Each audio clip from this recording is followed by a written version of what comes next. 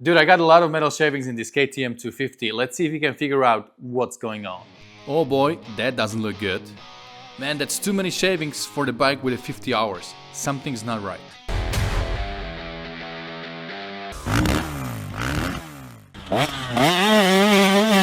Hey, what's up guys, Rado here. You guys might be in a similar situation when you do oil change on your dirt bikes. This is a KTM 250 that I had for about a month.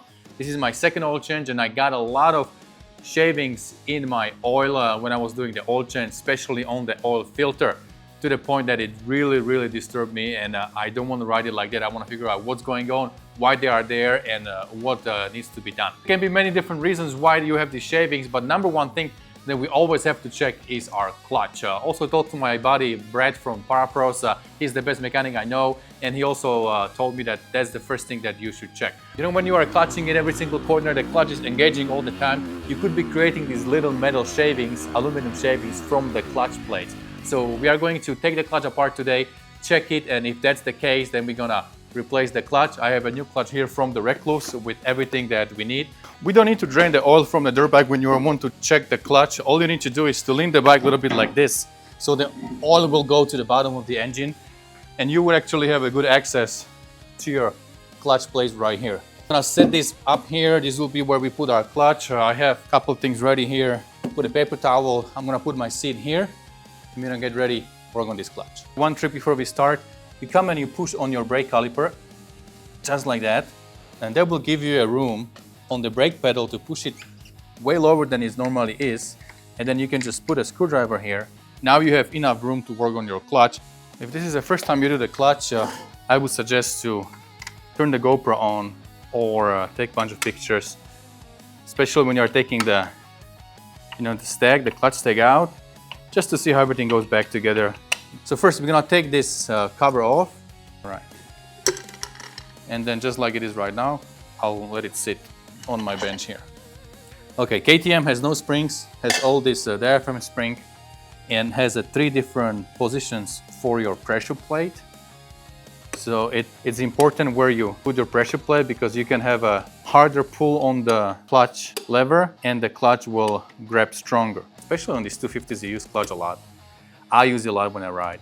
The corners, when I want to get in a power band or just grab good power out of the corners, I would clutch it a lot, slip the clutch and just pop the clutch. So because of that, these plates will rock back and forth.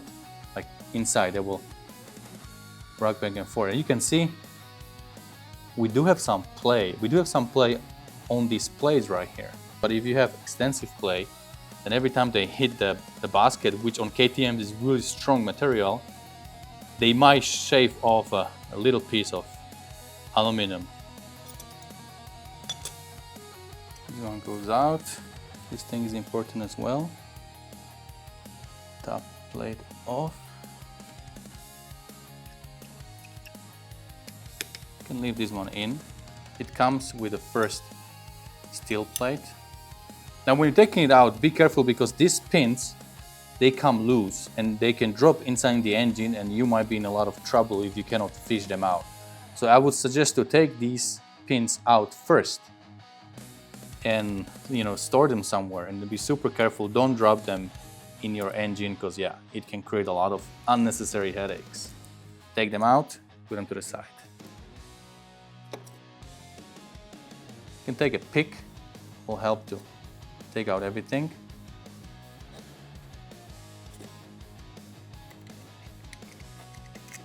Alright, so this is a clutch stag. So you can see there is some discoloration on this pressure plate, so it was getting hot, but you can see it at the end.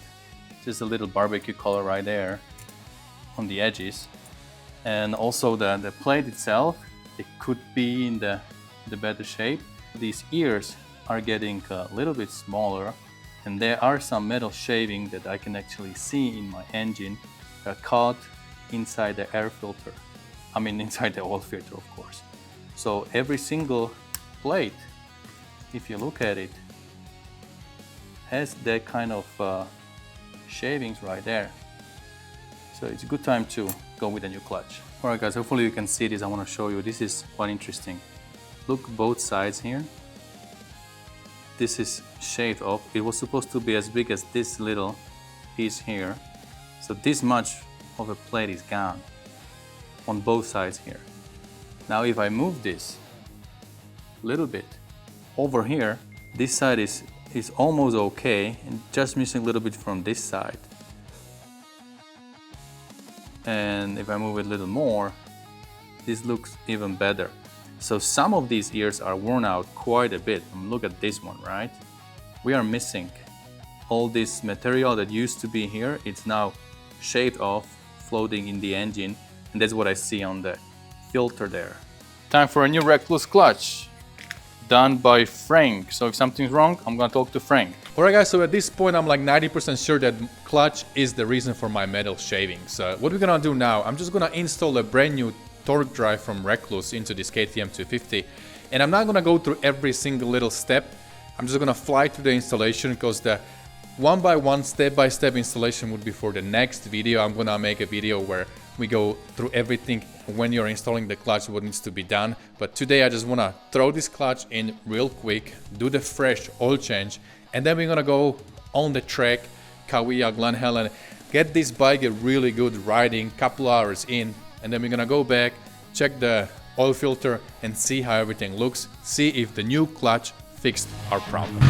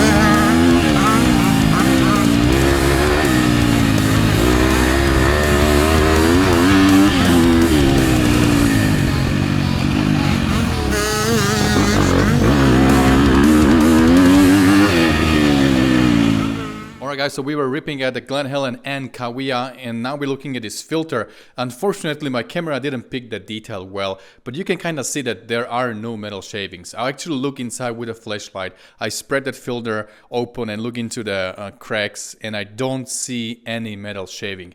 Every now and then there will be one or two, you know, just kind of around the filter, but that's normal because you still have those shavings floating around in the engine.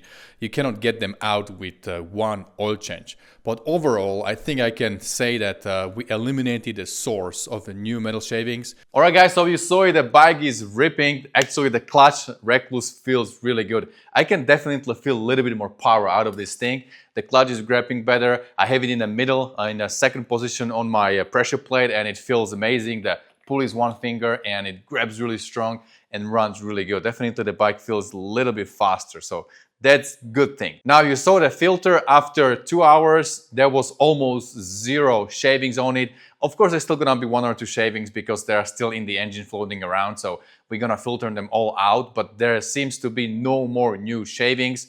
It would have looked way different if we still have the problem in the engine. So I'm pretty confident that a Recluse clutch, a new clutch in the bike solved the problem, solved the issue. We got 54 hours from the stock clutch. Maybe some people will get more, maybe some people will get less. I did clutch it quite a bit. As I said, I use clutch quite a bit when I ride this 250 on the track. I want to use all the power this bike has, so clutch definitely helps. Alright guys, so that's about it for this video. Hopefully you can pick a couple tips for yourself if you find these scary shavings in your oil change. And don't forget, whatever you do, stay motivated. See you guys later.